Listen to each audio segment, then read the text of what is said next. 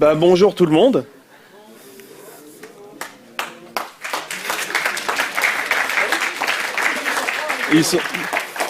Merci Charles, t'es adorable.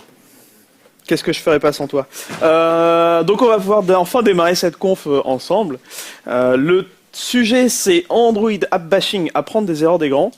Donc l'idée c'est que je vous raconte quelques histoires, des jolies histoires, mais plutôt marrantes parfois et parfois malheureuses, de grands noms du logiciel, de l'informatique, de l'industrie, de la mobilité de manière générale, et des fails qu'ils ont pu avoir sur le Play Store, des erreurs qu'ils ont pu faire, histoire que nous, on ne les reproduise pas. Je vais me présenter très rapidement. Je m'appelle Eyal Lezmi, je travaille chez Génie Mobile. Vous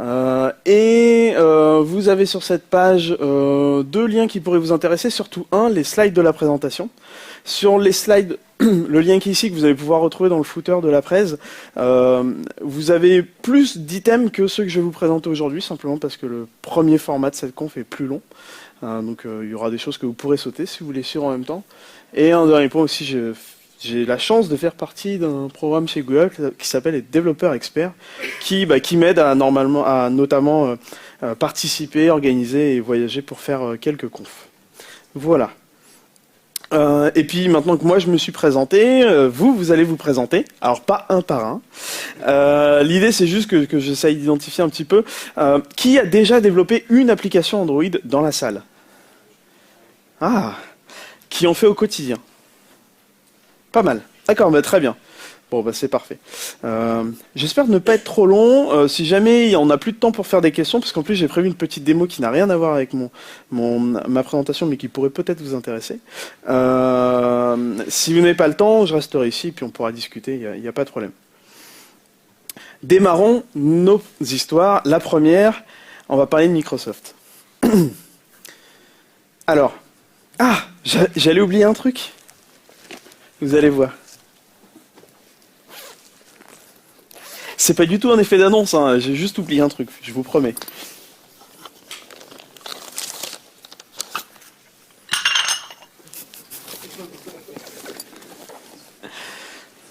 Je vais vous poser quelques questions.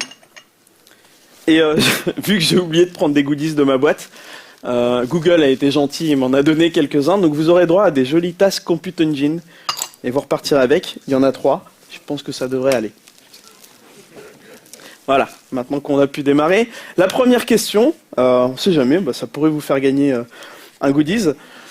Vous avez deux applications ici. Une qui s'appelle Hotmail, qui est plutôt bien notée, 4,1 sur le Play Store. Et Outlook.com. Outlook.com, qui est un autre service de chez Microsoft, lui, il est noté 2,4. J'aimerais, pour ceux qui n'ont jamais vu cette presse, que vous me disiez quelle est en fait la différence entre ces deux applications. Le nom, c'est pas la réponse que j'attends. Oui. Le nombre de reviews, non plus. C'est pas la vraie. C'est pas le truc qui cloche. Pardon ? Toi, t'as gagné un goodies. En fait, le problème, c'est qu'il n'y a pas de différence entre ces deux applications. Voilà le vrai gros problème et voilà la grosse différence. Alors, qu'est-ce qui s'est passé concrètement entre ces deux applications? Oui, ce sont les mêmes. C'est ce que Shubidroid nous dit. Qu'est-ce qui s'est passé concrètement sur ce dossier? Je reviens juste un peu en arrière. C'est qu'en fait, Hotmail est sorti à un temps où l'UI était Gingerbread. Tout le monde ici doit à peu près le connaître au vu des gens qui ont levé la main tout à l'heure. Et qui du coup respectait les guidelines de Gingerbread. Et puis Hotmail s'est vu voir presque cesser à cette époque, au moment où Outlook.com est sorti. Et chez Microsoft, ils se sont dit, mais c'est trop génial, on a déjà une application mail, on n'a plus qu'à changer 2-3 URL dedans, et on change le logo quand même, et on a notre application Outlook.com. Le seul truc, c'est qu'entre-temps, ICS est arrivé, et ça a été un véritable bouleversement en termes d'expérience utilisateur pour les utilisateurs. Et les utilisateurs qui composaient la majorité du parc ont juste refusé qu'une application sorte à ce moment-là avec une interface qui ressemblait à d'une Gingerbread. Donc refus total. Et voilà, donc le truc qu'il faut retenir de cette histoire, c'est qu'il faut suivre les guidelines. Vous avez le lien vers le site web qui les décrit relativement bien.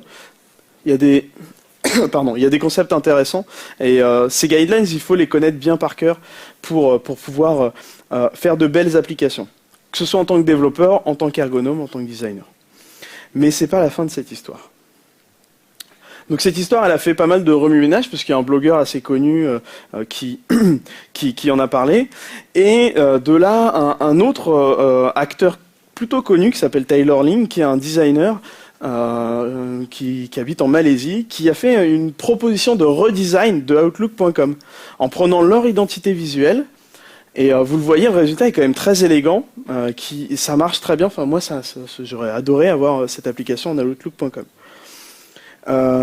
Ok. Quelques semaines, quelques mois après, je me souviens plus de la chronologie, Microsoft met à jour son application. Voilà le résultat. Oh, je vois des gens qui rigolent. C'est quand même beaucoup mieux qu'avant. Voyons le résultat, et puis après je vous détaillerai ça. Donc au final, on est quand même censé avoir une application qui est mieux, hein. Alors, on reprend le score qu'on avait au tout début de la présentation, on était à 2,4, et suite à cette mise à jour, ils ont quand même réussi à descendre à 2,2. Alors pourquoi? Quel est le vrai problème? Le vrai problème qu'ils ont mis, je vais retourner encore en arrière, comme ça vous permettra de bien le visualiser. Le problème qu'on a avec cette UI, c'est qu'en soi, elle est plus propre, clairement plus propre, plus jolie, plus claire, sauf qu'elle prend des patterns du Metro UI, le moderne UI de Microsoft. Vous savez, c'était vraiment le renouveau où ils font tout en touch avec des tuiles, etc. Et donc c'est un concept qui marche très bien. Je ne sais pas si vous avez déjà essayé un Windows Phone. C'est assez élégant, il y a une manière d'organiser les idées qui sont intéressantes. Mais ça marche sur Windows Phone. Ça ne peut pas marcher sur les utilisateurs Android qui sont accoutumés à avoir certains principes ergonomiques utilisés, certains types de fontes. Il y a un gros reproche qui a été fait, c'était vraiment la taille des fontes qui dépassaient carrément et qui n'étaient pas bien prises en charge du coup par l'application. C'est un véritable effet de style sur Windows Phone. C'est un truc qui ne peut pas être accepté dans l'environnement Android lorsqu'on évolue dans cet écosystème. Donc voilà, ils ont voulu importer leur sauce sans vouloir l'adapter un seul instant. Et ça leur a coûté un petit peu cher, ça leur a coûté de redescendre encore, et quand on est à 2,4, quand on sait que la note minimum sur le Play Store c'est 1, c'est pas 0, c'est quand même assez dur. Voilà. Donc, le truc qu'il faut retenir, c'est vraiment qu'il faut suivre les guidelines. Mais vraiment, s'il vous plaît, c'est important. Et s'il y avait un principe, c'est que lorsque vous concevez votre application, partez d'abord des guidelines, respectez-les, et puis si vous avez une plus-value à apporter parce que vous maîtrisez votre sujet pour ne pas les respecter, faites-le, il n'y a pas de souci, mais vous devez savoir vraiment ce que vous faites. C'est la fin de cette histoire. Mais c'est pas la fin de Microsoft. Alors, maintenant on va traiter de Xbox Music. Xbox Music, c'est une application plutôt sympa, c'est un Spotify, Google Music, enfin c'est un équivalent, mais chez Microsoft. Pardon. Et du coup, je voulais la tester. Moi, elle est sortie, je crois, c'était l'été dernier, un truc comme ça. Donc, je vais sur le Play Store et j'essaye de l'installer. Alors, je ne sais pas si vous voyez très bien, mais sur le Play Store, quand j'arrive et que vous avez la liste de tous les devices sur lesquels je voulais l'installer, et il y a plein de devices incompatibles. Alors, je vais vous le zoomer et on va essayer de voir un peu et creuser un peu ce dossier parce que c'est bizarre. Donc voilà, vous la voyez peut-être un peu mieux la liste, et puis on va la passer en vue ensemble. Donc déjà, c'était incompatible avec un émulateur un émulateur qui émulait une configuration de device genre S4, HTC One, vous le voyez, c'est écrit. Donc c'était les derniers devices de l'époque. C'est incompatible avec une Nexus 7, un S4, Nexus 10, ok. C'est incompatible avec un Galaxy Mega, c'est une grande tablette, pareil, c'était plutôt nouveau comme téléphone à l'époque. C'est incompatible avec un Xcover. Les Xcover, ils sont sous Gingerbread, donc c'est un vieux téléphone. Ok. Bon. Et oui, c'est incompatible avec toutes les tablettes. D'accord. C'est compatible avec quoi? Avec un Note 2, S3, Galaxy Nexus et Note 1. Bon, là on a une grosse liste, on va essayer de travailler encore un peu dessus. Donc en gros, concrètement, c'est incompatible avec les tout nouveaux devices, les tablettes et les vieux devices. Et c'est compatible avec quoi? Les devices qu'on peut appeler mainstream, c'est-à-dire ceux qui étaient nouveaux avant, que tout le monde a adopté, mais qui maintenant sont pas du tout obsolètes, mais font une grosse partie du parc quand même. D'accord. Bon, ça c'est les infos qu'on a. Alors c'est vrai que moi quand quand j'arrive à ce moment-là de la réflexion, j'ai un gros problème, c'est que je sais pas pourquoi. Quelle est la logique dans ça? Pas de ce qu'ils ont voulu faire, ça on verra après. Techniquement, pourquoi c'est incompatible avec ça? Pourquoi je peux pas les installer? Et pourquoi je peux les installer sur d'autres? Et quand j'ai un problème comme ça et que moi je suis pas capable de le résoudre, j'appelle un copain. Vous l'avez vu juste avant, il s'appelle Dark Droid.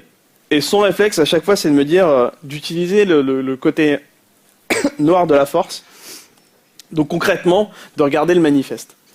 Et donc c'est relativement facile à faire. Hein. Une fois qu'on a les yeux sur le manifeste, on est capable de juger un petit peu mieux de ce que fait et quelles sont les limites de l'application. Alors, commençons. Voilà ce que j'ai commencé par voir. Donc la configuration du SDK. Alors, attends, je vois des...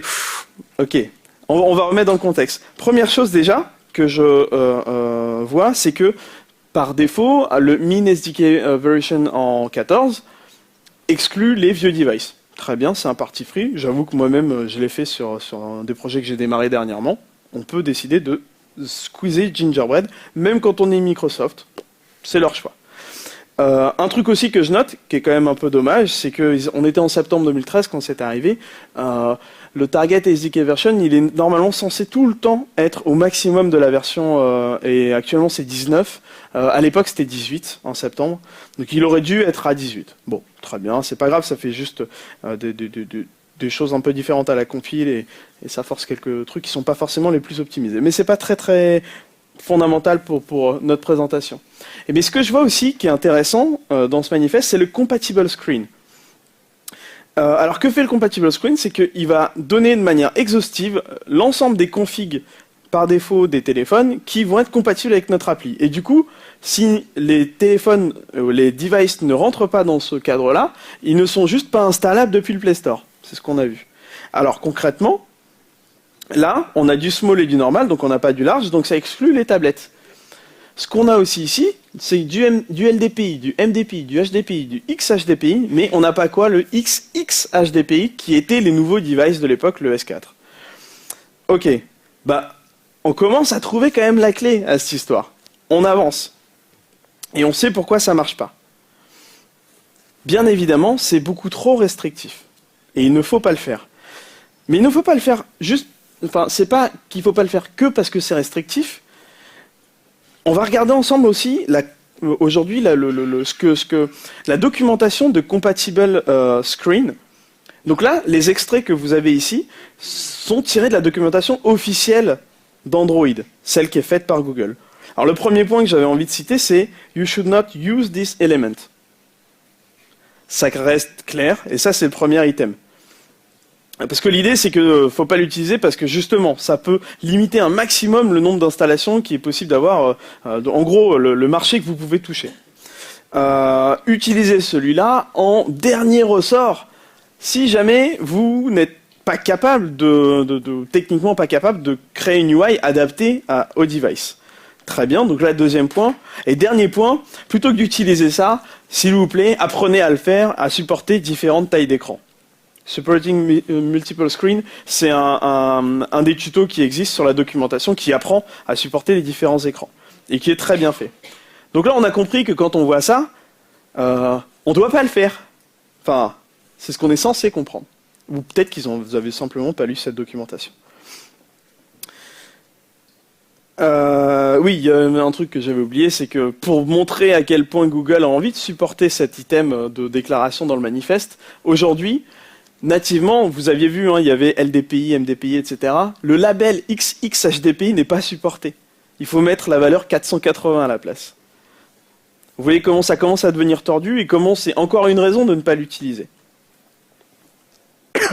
Alors, pardon, une fois qu'on fait ce constat, on se dit, bah, ce serait quand même intéressant d'aller voir l'application parce que pourquoi est-ce qu'ils peuvent pas supporter tous ces écrans? Donc moi, du coup, je suis parti la regarder et il n'y a rien qui m'a paru bizarre. Il n'y avait aucune raison qu'ils ne fassent pas de support de au moins les tout derniers devices. Gingerbread, je peux encore comprendre, c'est des notions d'API, etc. C'est dommage pour une grosse boîte comme eux, mais c'est pas grave. Alors maintenant qu'on a fait ce constat, on va voir ce qu'ils ont perdu concrètement. À l'époque, Les devices XXHDPI, c'était 7,7% du marché. Les tablettes, 11,2%. Je rappelle que donc on se retrouve à presque 20% du marché non touché, volontairement non touché par leur application à sa sortie. Et pas par leur application, par leur service. Et c'est là que c'est important. C'est que là, ils étaient en train de sortir un service. Et vous verrez, ça a des implications encore un peu plus embêtantes, dont je vais vous parler maintenant. La première question, dommage c'est pas très important. La première question que je me suis posée, c'est s'ils ont mis ces restrictions-là, est-ce que finalement ils avaient vraiment testé sur les tout nouveaux devices, qui étaient quand même déjà sortis à l'époque. Mémoire, le S4 c'était en juin, moi j'avais testé ça en septembre. Bon, ils avaient eu le temps d'en acheter, quoi. Surtout Microsoft. Et on sait que c'est important de tester sur les devices quand on travaille sur Android, surtout les gros flagships comme cela. Donc première question, j'ai pas de réponse, mais c'est une question que je me suis posée. Et un point qui est extrêmement important encore quand on sort un nouveau service, quand on oublie volontairement les gens qui achètent les tout derniers devices, on oublie les early adopters. Les gens qui peuvent faire de ce service un succès immédiat, parce que c'est eux qui vont souscrire directement, c'est eux qui vont essayer de nouveaux services. Comme moi, j'avais essayé de le faire à l'époque, et j'avais pas pu. Du moins pas facilement. Il y avait eu un obstacle. J'avais été frustré. Et quand on frustre l'utilisateur, exactement. Il a surtout pas envie de faire des efforts à essayer les choses. Et un truc aussi, c'est qu'ils ont fait la stratégie du tout mobile, et qu'il n'y avait pas la feature de préchargement des musiques dans leur application. Ce qui est pourtant une feature par essence mobile, puisque les gens n'ont pas forcément Internet tout le temps lorsqu'ils sont en mobile. Voilà. Donc pour moi, c'était une attitude un peu plus tournée vers les devices nomades, qu'ils ne supportaient pas au final. Donc je trouvais un peu d'illogisme dans tout ça. Alors l'histoire n'est pas finie encore, et Dark Droid est revenu me voir, et bon, simplement c'est le Play Store qui a fait une mise à jour le lendemain. Et donc ils ont mis à jour le lendemain l'application, après que j'ai pu faire ces observations, et donc on se retrouve enfin avec un manifeste qui a toujours une limitation à 14, très bien, c'est un parti pris. Ils sont enfin passés à la version 18, et au lieu d'utiliser les compatible screens, ils ont mis les support screens, une balise support screen, qui elle n'est pas limitante, elle va définir encore. Alors en gros, techniquement, ce qu'ils disent, c'est simplement on ne supporte pas les écrans larges et les écrans très larges, c'est-à-dire les tablettes. Par contre, je peux, depuis le Play Store, installer leur application sur une tablette. C'est juste que ce flag-là va activer ouais, c'est ça, une resize, un mode de compatibilité, en fait, de mobile to tablette. On peut tous crier hurrah pour eux, concrètement. Ils ont enfin réussi à faire du bon travail. Bon, je suis un petit peu méchant avec eux, mais ça peut arriver à tout le monde. C'était la fin de l'histoire sur Microsoft. Il y en a encore une dans les slides. C'est Microsoft Office, mais que j'ai enlevé là pour cette présentation. On va passer à Yahoo. Alors Yahoo, c'est une application magnifique, vraiment. Elle a été plébiscitée par toute la presse spécialisée. Vous le voyez, vous avez quelques impressions écran. J'imagine que vous avez déjà mis les mains sur Yahoo Weather. Si vous ne l'êtes pas, vu que vous êtes un peu développeur Android, allez-y, parce qu'il y a des concepts intéressants à récupérer. Et vraiment, elle est très jolie. Elle a un très très bon score sur le Play Store. La question c'est, est-elle parfaite? La réponse est bien évidemment que non, sinon je l'aurais pas mis dans cette presse. Alors pour illustrer un petit peu... attendez, par contre, j'ai oublié de donner le premier goodies là. Ça reste ici, tu peux venir le récupérer. Et du coup, pour illustrer un petit peu ce concept de essayons d'aller plus loin, je vous ai mis une petite citation qui dit en fait « Try not, do or do not, there is no try ». En gros, n'essayez pas les choses, faites-les, parce que c'est de cette manière que vous irez jusqu'au bout. Qui c'est qui a dit cette jolie phrase? Ah putain, c'est dur là. Qui a été le premier? Vous vous battrez sur celui-là, ok, je le mets là. Très bien. Bon, de toute façon, à chaque fois que je l'ai fait, celle-là, il y a 50 mecs qui répondent. Je savais que c'était un gratos. Oui, c'est Yoda. Alors on va essayer de lister très rapidement ensemble les trucs que je peux reprocher à Yahoo Weather et puis on va se concentrer sur un truc particulier. Déjà il y a un splash screen. Dans Android, le splash screen est un anti-pattern. C'est-à-dire que Android ne définit pas la notion de splash screen. Il y a très peu de cas qui donnent une justification à l'utilisation d'un splash screen, notamment la notion de login, etc. Et dans ces cas-là, on essaye de toujours adapter son workflow pour que les gens puissent quand même faire des actions sans être encore logués. Bon, voilà. En général, il faut toujours se battre contre le splash screen et puis le mettre en dernier recours. C'est pas ce qu'a fait Yahoo. C'est dommage parce que moi, je vois rien dans leur appli qui limite ce cas d'usage. Et il n'y a aucun intérêt pour eux à montrer leur marque lorsqu'on ouvre l'application. Il y a encore plein d'autres implications sur l'utilisation d'un splash screen en termes de cohérence dans la navigation. Je vais pas m'étendre là-dessus parce que c'est pas le sujet principal. Une autre chose aussi, c'est qu'ils ont un peu tout recustomisé sur les settings. Ça ressemble pas à des settings Android. À une époque, c'est plus le cas maintenant. Ils n'utilisaient pas les bons icônes dans leur menu drawer. C'est dommage. Mais c'est pas le point qui m'intéresse le plus. Le point qui m'intéresse le plus, c'est que moi, quand j'utilise cette appli, j'ai pas de statut bar. Alors c'est un truc que toutes les applis peuvent faire, hein, en soi, c'est pas un problème. Mais moi, ça m'énerve au plus haut point. Pourquoi est-ce que... Pardon. Pourquoi est-ce que ça m'a vraiment embêté? C'est que un matin, j'étais en train de regarder la météo et je reçois un message. Et je me dis, ah tiens, je vais aller regarder Enfin, je reçois une notif. Je le sens parce que mon téléphone, il vibre, il fait bip bip. Je veux descendre et en fait, ça marche pas. Alors que c'est censé marcher. Mon téléphone, il est fait pour faire ça.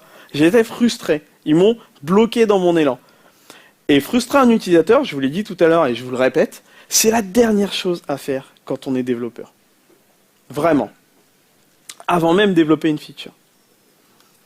Alors on va voir ensemble très rapidement quelle est la justification de cacher une status bar et de la conserver. Quand on veut cacher une status bar, c'est quand on veut créer une expérience immersive. Donc concrètement, c'est quand l'utilisateur n'a que ça à faire que de jouer à notre jeu, que de lire notre livre ou que de regarder cette vidéo. C'est entièrement justifié. Il peut y avoir d'autres exemples, j'en ai pas en tête. Mais concrètement, là on couvre à peu près 90% des usages immersifs d'une tablette ou d'un téléphone. Dans un autre cas, quand on exclut ces cas-là, on est tout le temps en multitasking. Surtout sur Android qui par essence a une manière de fonctionner, une manière d'être utilisée en multitâche. Et les applications, vous le savez tous, sont faites pour pouvoir suivre ces cycles de vie multitâche. Et quand on est en multitâche, le point de référence du multitâche, c'est la barre de notif. Parce que c'est là que tous les événements arrivent. Donc il faut pouvoir passer d'une tâche à une autre. Grâce à la barre de notif. C'est ce qu'il y a de plus facile, hein, parce que sinon l'icône qui vous montre les différentes applications lancées, il n'est pas beaucoup moins utile que la barre de notif. Ok, et concrètement, hein, moi, quand est-ce que je check la météo? C'est le matin, pendant que je choisis mes vêtements, que je m'occupe de mon gamin, qu'en même temps je mange mon petit-déj, et bien évidemment que je check mes mails. Donc si à ce moment-là c'est pas du multitasking, moi je sais pas ce que c'est. Un exemple, l'application YouTube, donc elle vous diffuse des vidéos, elle a tout un intérêt, et vous le voyez d'ailleurs, il n'y a pas de statut bar là. Elle vous diffuse des vidéos. Malgré ça, elle a quand même un mode qui vous permet de lire une vidéo et de faire d'autres tâches qui sont certes liées à l'application, mais elle vous permet de faire du multitasking. Et vous voyez bien d'ailleurs qu'il y a la status bar dans ce mode multitâche. Ça c'est un exemple. Un autre exemple aussi, depuis le S3, le player de Samsung, il propose une fonction de pop-up play, ils appellent ça. Donc en gros, c'est vous mettez votre petite vidéo dans un encart et vous faites ce que vous voulez, elle est toujours là par-dessus, et vous êtes capable de la lire tant que vous voulez.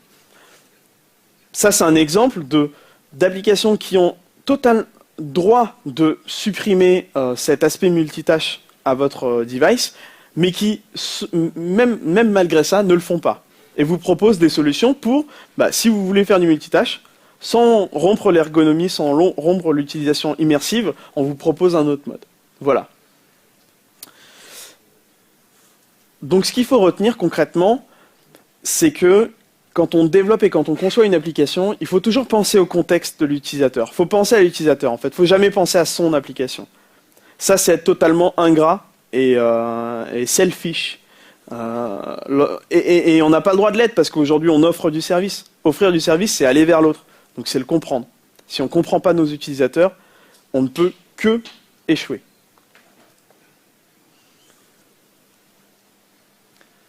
On a fini avec Yahoo, on n'avait qu'un seul exemple, et on va passer à Facebook. L'application Facebook, vous la connaissez évidemment. Et ouais, concrètement, Facebook, c'est une boîte que j'aime beaucoup dans l'esprit. C'est une boîte de hackers. Bon, c'est pas forcément ce qui me plaît le plus, mais elle est extrêmement ouverte. Elle fait pas mal d'open source. Il y a des trucs intéressants qui sont sortis, et surtout ils ont une véritable notion de partage des connaissances et des défis qu'ils ont dû relever pour créer leur plateforme et toutes leurs solutions. Ils font régulièrement des posts sur Facebook dans une chaîne qui s'appelle Under the Hood. Et il y en a un qui m'a attiré en mars 2013 d'un mec qui parlait de quelques difficultés qu'ils avaient eues dans le développement de leur application Android. Concrètement, lorsque vous lancez une application Android, il y a le .dex, donc c'est un petit fichier qui contient le bytecode de votre application, qui va se lancer, qui va se charger, et l'ensemble des méthodes que vous utilisez dans votre .dex vont être indexées dans le linéaire alloc. D'accord ? Sauf qu'eux, ils ont tellement de méthodes qu'il y a eu un overflow sur ce buffer, sur certaines versions d'Android. Donc ils ont dû résoudre ce problème, c'est-à-dire qu'ils lançaient leur appli, pam, ça sautait. Une solution qui peut être envisagée pour ça, et Android a documenté ça relativement bien, c'est de diviser une application en différents dex, et du coup de les charger à la volée. Le problème, c'est que leur application, pour pouvoir faire ça, il faut avoir 2 modules, un principal et un ou X annexes. Sauf qu'ils ont conçu les choses de telle manière chez eux que c'est impossible. Pourquoi ? Parce que le système attaque directement beaucoup trop de classes dans leur application. Donc aujourd'hui, techniquement, ils ne sont pas capables de le faire. Alors ils se sont dit, mince alors, si notre appli elle peut pas charger le DEX, parce que si c'est l'appli qui charge le DEX, comme je vous ai dit, le système ne peut pas accéder directement aux méthodes qu'elle contient et aux objets qu'elle contient. On va le faire par le système. Sauf que ça n'existe pas dans Android, enfin dans l'API en tout cas. Et donc par réflexion, ils se sont amusés à accéder à une valeur privée d'un des objets instanciés dans la Dalvik Machine pour rajouter leur point DEX leur deuxième point DEX à celui qui était déjà chargé par le système, donc celui que lorsqu'on appuie sur le bouton du launcher, il le charge. Ok, bon, c'est un gros hack, très gros hack. Ça a marché apparemment un certain temps, enfin on verra ça par la suite.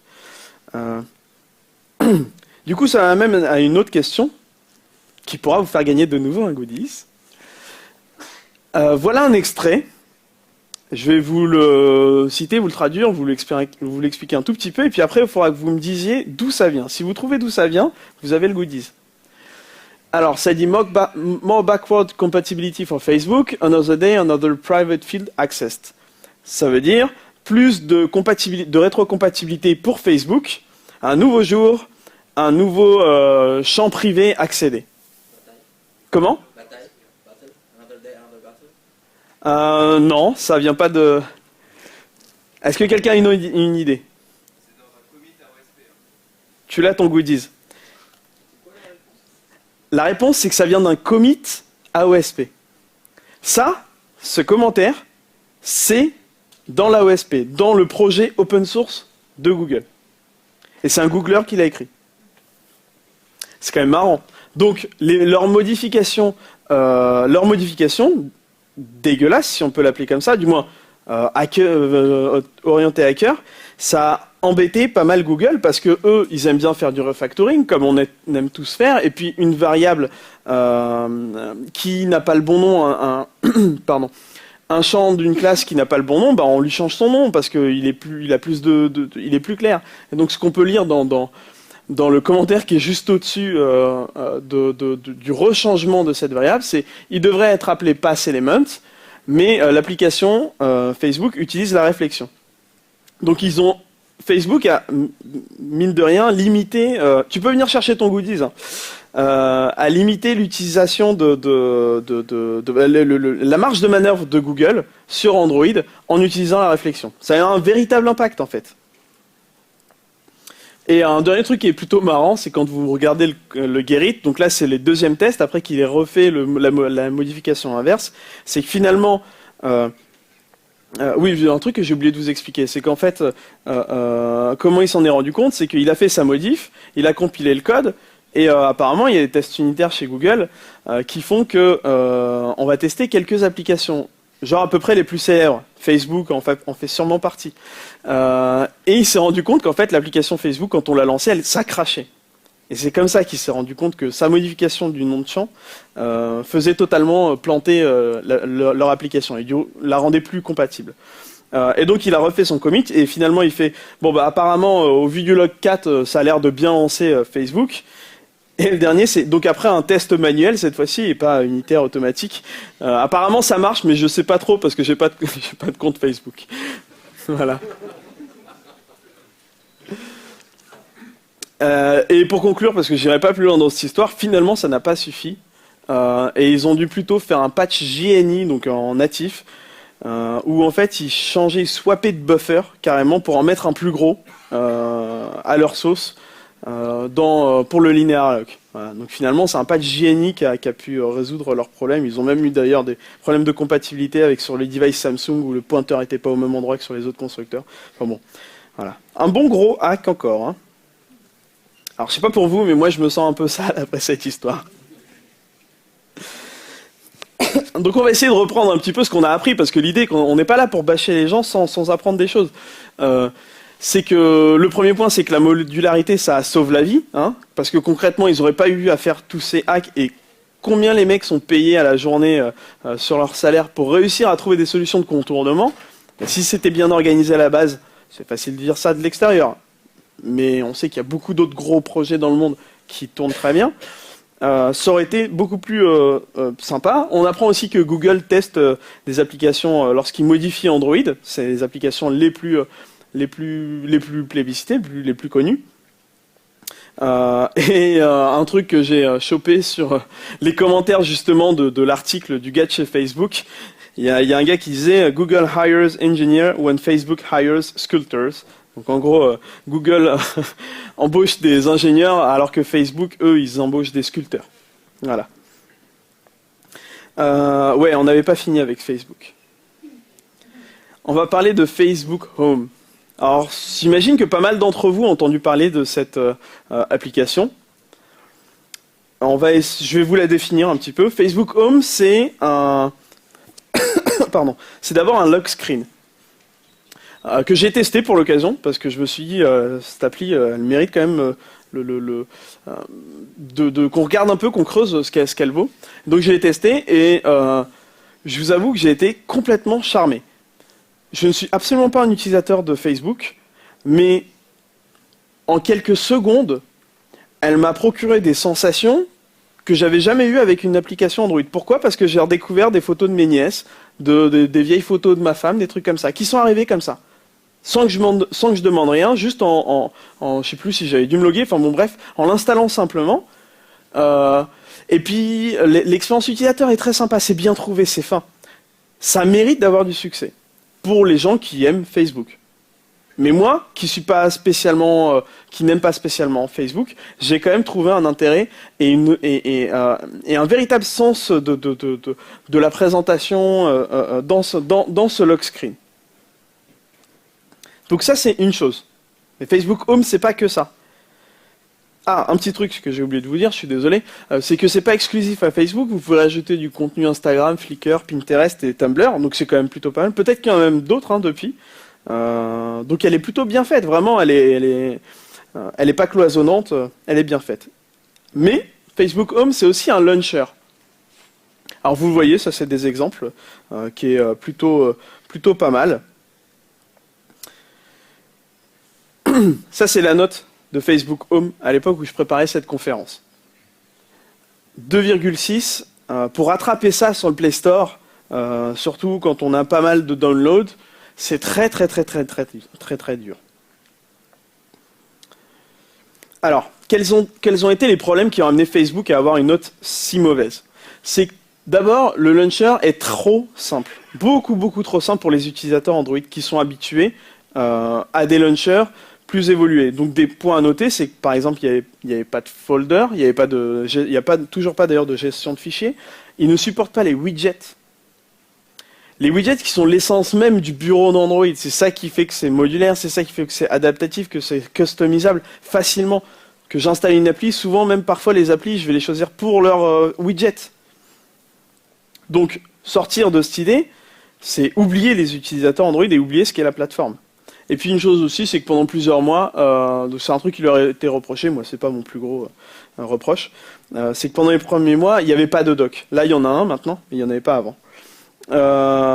Et le vrai gros problème, c'est que pendant un bon moment, pour pouvoir utiliser le lock screen, on était obligé d'utiliser le launcher de Facebook. Alors une petite image qui vous montre la première version du launcher de Facebook. C'est absolument pas joli, ça donne absolument pas envie d'être utilisé. Et c'est ce qui a fait sa perte en fait, parce que moi je l'avais essayé la première fois, j'ai vu ça, je me suis dit mais ça n'a strictement aucune utilité. Je l'ai zappé, j'ai pas mis de mauvaise note, mais ceux qui sont, je pense, un petit peu plus acharnés à l'utiliser l'ont finalement désinstallé en mettant une mauvaise note. Et puis il y a un autre truc aussi qui me fait que Facebook est toujours pas vraiment confiant avec son launcher. C'est ça, le bouton mort. Quand vous appuyez dessus, ça vous renvoie sur votre launcher par défaut, installé sur votre téléphone. Donc on sent qu'ils sont pas à l'aise avec cette notion de launcher. C'est dommage, hein, mais bon. Voilà, une autre chose aussi que j'avais noté quand vous allez regarder les applications de Facebook sur le Play Store, vous avez donc ces 4 applications et vous trouvez pas qu'il y a une sorte de mouton noir dans cette histoire, enfin de mouton blanc, à défaut d'être bleu.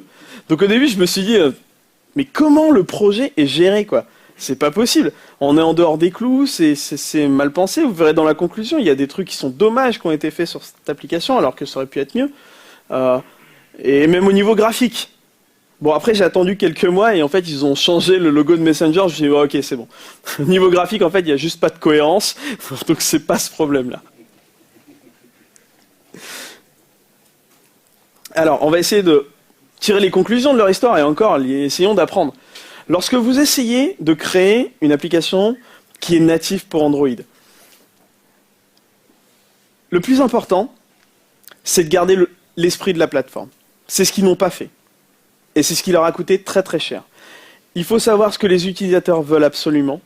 Il faut remplir ça avant de pouvoir créer son concept. De la même manière que pour les interfaces graphiques, on ne peut pas tout casser et arriver à changer les choses. Ça a coûté à Microsoft, comme je le disais tout à l'heure. Là, ils ont oublié des features qui sont propres à l'identité d'Android. Et on n'a pas le droit de faire ça lorsqu'on veut créer un launcher notamment qui est quelque chose d'extrêmement natif pour Android et qui a une véritable identité. Et de manière générale, et encore c'est facile à dire, mais c'est toujours des choses sur lesquelles il faut revenir et c'est une démarche qu'il faut avoir et c'est pas des clés comme ça. C'est que lorsque vous créez un projet, il faut toujours identifier le point le plus faible dans votre projet en termes d'adoption utilisateur. Pourquoi ? Parce que c'est sur ça que les critiques vont se concentrer. Si vous essayez d'éviter l'impact un maximum de vos points faibles, votre produit en lui-même, votre vraie valeur ajoutée, le lock screen, là concrètement, va avoir 100 fois plus d'impact. Et on voit qu'on a gâché un lock screen qui était vraiment, vraiment bien fait par un launcher bidon. Et ça, c'est dommage. Et c'est une erreur. Voilà, on a fini avec Facebook et d'ailleurs pour ceux qui ont les slides, bon je pense pas, mais il y a d'autres items encore qu'on sauté entre temps et on va passer à notre dernière partie. Alors notre dernière partie, c'est sur les constructeurs. Je vais essayer d'aller vite parce qu'il me semble que je suis en retard. Les constructeurs et surtout le soft que développent les constructeurs. Alors concrètement Android, le framework Android, c'est beaucoup d'APK. C'est du code Linux, c'est du code middleware, mais c'est aussi beaucoup d'APK qui servent à faire les features haut niveau de votre téléphone ou de votre tablette. Et beaucoup de ces APK, qui sont développés par les constructeurs, ont des droits système. Donc vous pouvez faire des trucs un peu Sioux. Alors, quand on est un pirate, la première question qu'on se pose, c'est est-ce que c'est open bar? Ben, c'est ce qu'on va essayer de voir ensemble. Donc allons-y. Et puisque je ne suis pas chercheur en sécurité, je me suis basé sur une présentation de André Moulu, qui a présenté, donc le titre de sa présentation, c'était Android OEM Application in Security.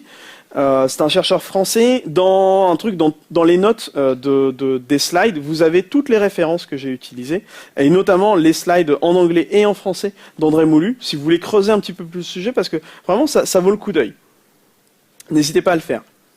Donc je vais vous raconter un petit peu ce qu'il a fait. Donc sa méthode, ça a été de dumper tous ces APK, c'est relativement facile à faire, hein, un de très sioux, et puis de les rentrer dans une machine qui va faire du reverse engineering. Il utilise AndroGuard pour faire du reverse engineering, parce que c'est un framework de reverse engineering, c'est pas juste un petit binaire à appliquer. Et puis donc de ces reverse engineering, il extrait des données, les manifestes, les shared user ID, etc. Et puis il met ça dans une base de données, ça lui permet de croiser les données et de trouver des petites perles.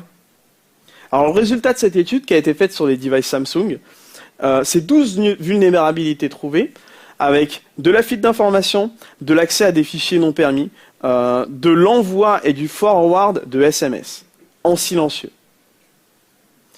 Et de l'injection de code, bien évidemment.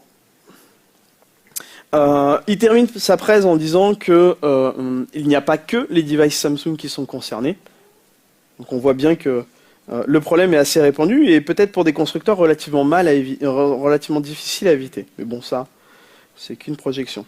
Donc j'imagine que vous en voulez plus, parce que moi j'en voulais plus quand j'ai vu ça. Et donc je vais vous expliquer une des expériences qu'il a fait. Il a fait dans sa recherche de base de données une recherche sur Shared User ID égale système. Donc en gros, toutes les applications qui se sont déclarées en User ID system. Un truc que vous savez peut-être pas, c'est que dans les applications Android, les permissions qui sont allouées à une application sont en fait allouées à son utilisateur. Si vous pouvez avoir plusieurs applications qui doivent être signées avec le même certificat et qui utilisent la notion de Shared User ID dans leur manifeste en le définissant. Si elles ont le même, elles partagent leurs permissions. Donc je peux avoir deux applications, une qui déclare les permissions A et B, l'autre qui déclare les permissions C. Si les deux applications sont installées, elles auront toutes les deux accès aux permissions A, B et C. D'accord ? Voilà, donc il a fait une recherche, et puis sur le User ID System, qui est relativement facile à trouver, et puis sur une application qui exécuterait une commande, un SH, quoi, une ligne de commande. Et il a trouvé un APK un peu suspect, service mode app.apk. Alors, on va regarder dans son manifeste ensemble, on voit qu'il y a deux déclarations de broadcast receiver, ftat dump receiver et ftat dump receiver. En fait, c'est les mêmes. Très bien. Donc on a les mêmes, un broadcast receiver défini deux fois. Sauf qu'il y a une petite différence dans les deux. C'est que le premier, il est défini pour l'action fail dump, que vous avez ici. Je vous le montre parce que c'est un peu plus difficile à voir. Il y a beaucoup de code. Enfin, beaucoup. Il y a du code. Et associé à une permission keystring. Très bien. Le deuxième, lui, il n'obtient que ftat dump. Il ne répondra qu'à ftat dump, il n'a pas de notion de permission obligatoire. Ok. Ce qui est intéressant, c'est que du coup, on n'a pas besoin de permission pour accéder avec l'action ftat dump à ftat dump receiver. Ça vous suivez à peu près? Ouais, c'est un peu de jargon à eux, mais c'est relativement facile. Donc du coup, moi, je vais aller voir ce qu'il a fait, c'est qu'il est parti voir de le onReceive du broadcast. Et il a commencé à regarder le code. Donc là, on est dans le onReceive. On voit que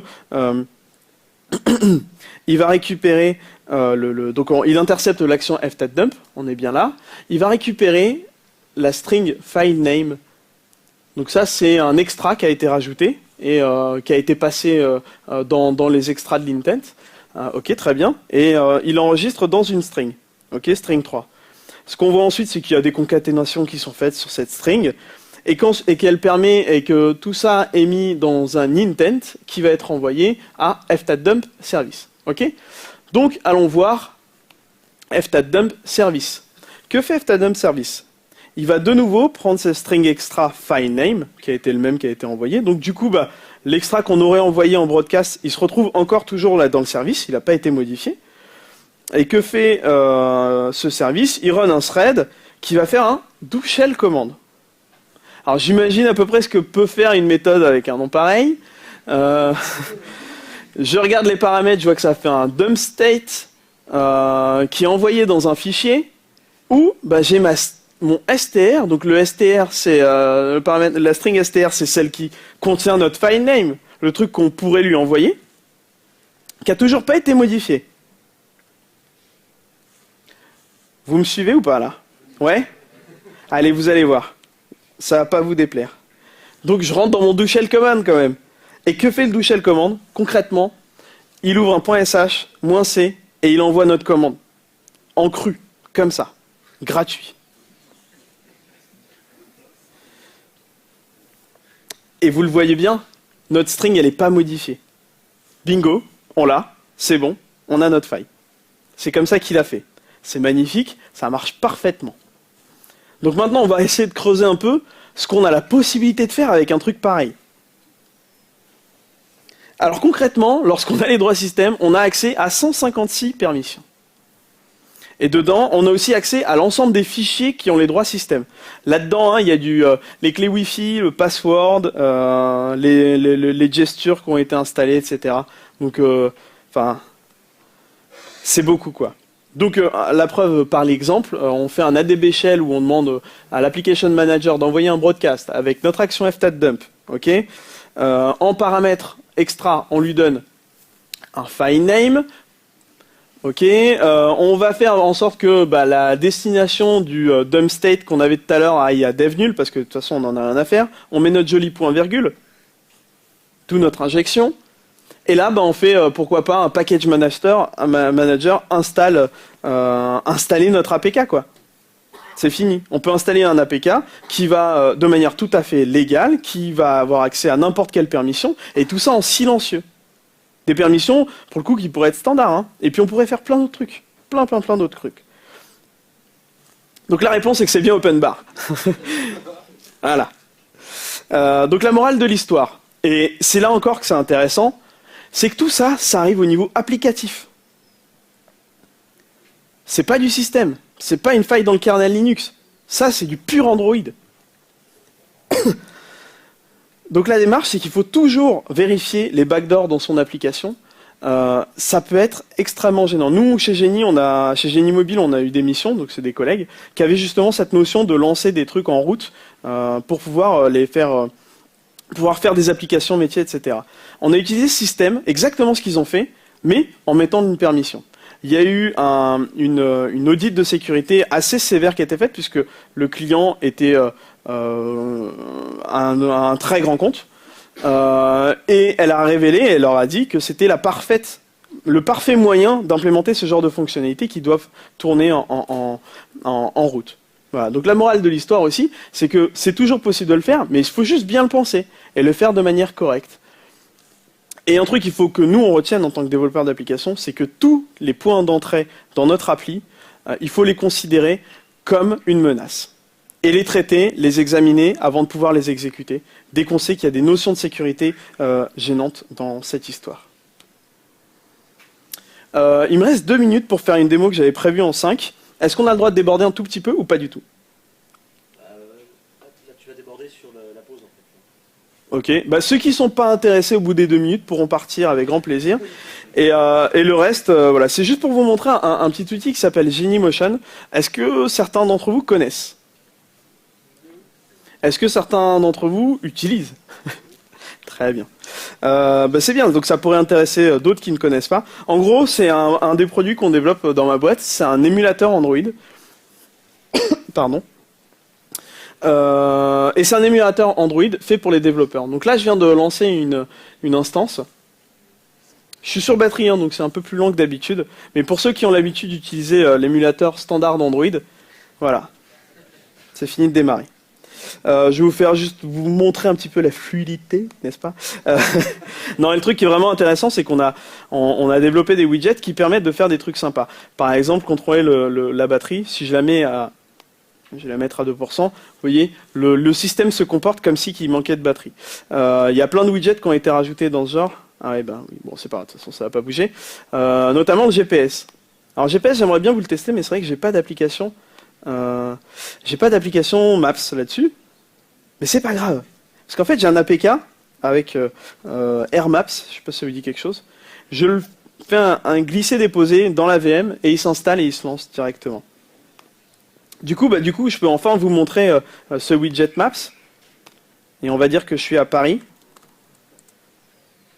Bon, là ça se voit pas. Mais il m'a bien bougé à Paris. On a le net ici? Cool. Donc voilà. Et si je lui tape SF,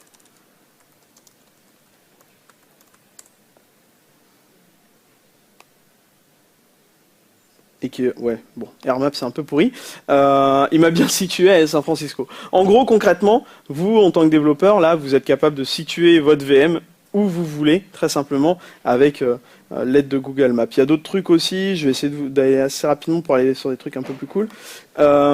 C'est l'utilisation de la caméra. Ça peut être embêtant sur des tests. Donc là j'ai activé un widget caméra et je vais lui dire d'utiliser ma webcam standard, celle qui est sur mon PC. Et voilà, coucou. Me voilà. Donc là encore, c'est des choses qu'on rajoute dedans qui font que ça va vous permettre de développer un peu mieux. Un autre truc que je peux vous montrer, c'est un screencast, tout simplement. Je suis en train d'enregistrer le contenu. Hop là j'ai fini, j'ouvre le dossier. Et j'ai mon screencast. Pour toutes vos démos d'appli, ça peut être très utile. Ah merci, merci.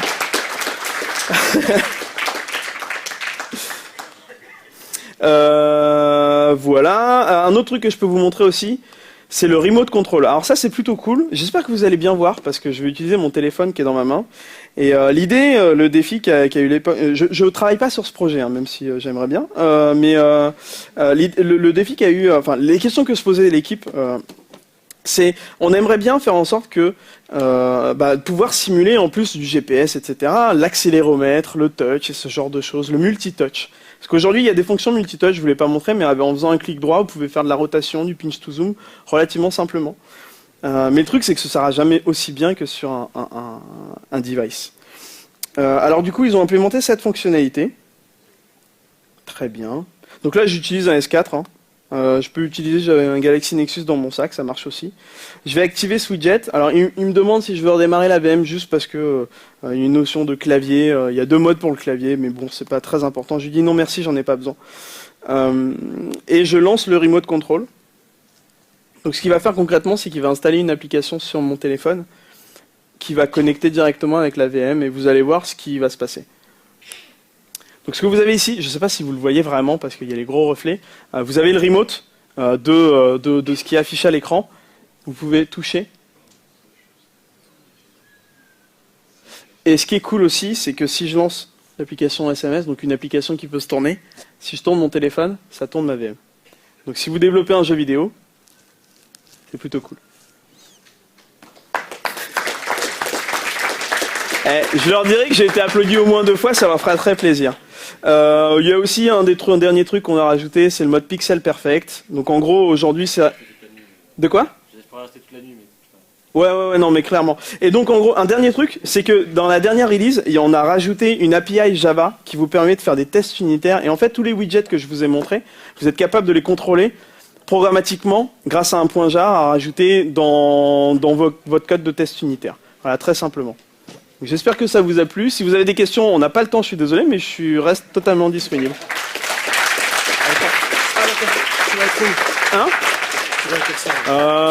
Non, je vais rester dans le hall là-bas. Top. Si, moi j'ai une question.